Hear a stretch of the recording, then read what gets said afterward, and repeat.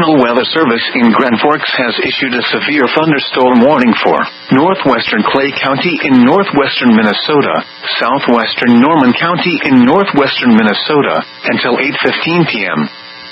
At 7:26 p.m., a severe thunderstorm was located near Borth, or 21 miles northeast of Fargo, moving south at 20 miles per hour.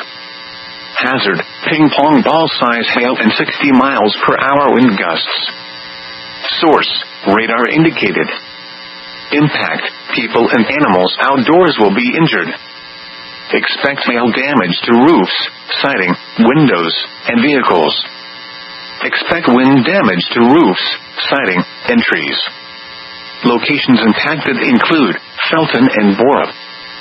For your protection, move to an interior room on the lowest floor of a building.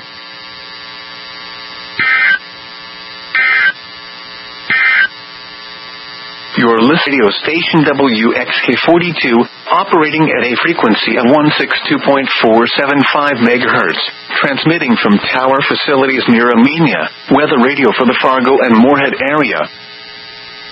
The current time is 7:28 p.m. Central Daylight Time.